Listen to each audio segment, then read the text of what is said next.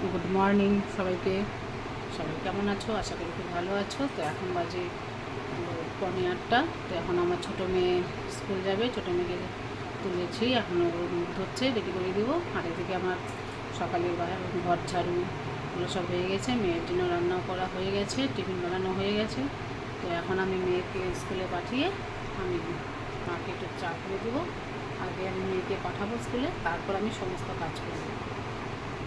বড় মেয়ে আমার 7টার দিকে টিউশন করতে চলে গেছে। তো এখন ছোটো মেয়েকে পাঠিয়ে তারপরে আমি মাকে নিয়ে এসে করবো, রেডি করবো মাকে। রেডি করে মাকে নিয়ে ডাক্তারের কাছে যাবো। মার শরীরটা খুব খারাপ যাচ্ছে, তাই একটু ডাক্তার দেখিয়ে নিয়ে আসবো। দেখতে থাকো। আমার ছোটো মেয়ে উঠে গেছে, ছোটো মেয়েকে এখন রেডি করে দেবো। এই যে ছোটো মেয়েকে টিফিনে দিয়েছি, একটু ম্যাগি করে দিয়েছি, ও একটু ম্যাগি ভালোবাসে। আর এদিকে কিছু ফ্রুটস দিয়েছি যেটা খুব ভালোবাসে, শসা, গাজর আর আঙুর। ওইটাও টিফিনে খাবে।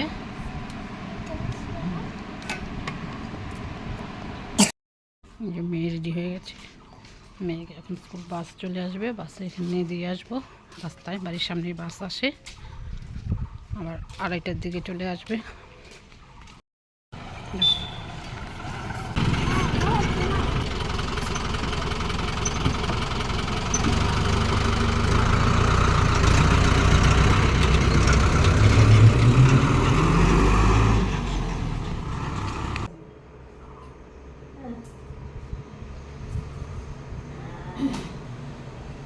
মায়ের চুল কেচে রেডি করে দিব, দিয়ে একটু চা দিব, চা খাবে।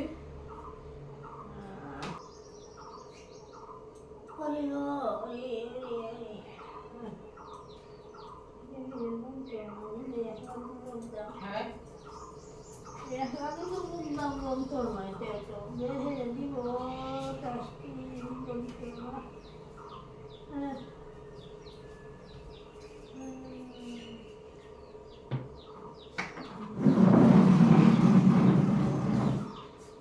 চাটা খাও।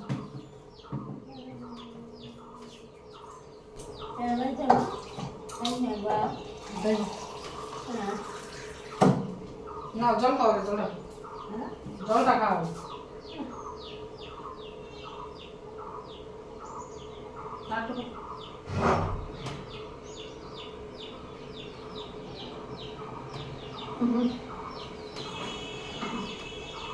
মেজো ভাসুর আর আমি নিয়ে যাবো ডাক্তারের কাছে মাকে, কারণ আমি একা একা পারবো না।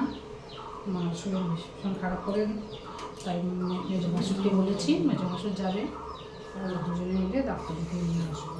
আর এদিকে মার ছেলেকে বলেছি, ছোটো ছেলেকে বলেছি ছুটি চেষ্টা করতে, যদিও এখন ছুটি হচ্ছে না, ছুটি নিয়ে একটু সমস্যা আছে, তবুও বলেছি যে চেষ্টা করতে। কারণ আমার শরীরটা ভীষণই খারাপ, তাই আমার খুব টেনশান হয় একা একা মাকে কীভাবে কী সামলাবো।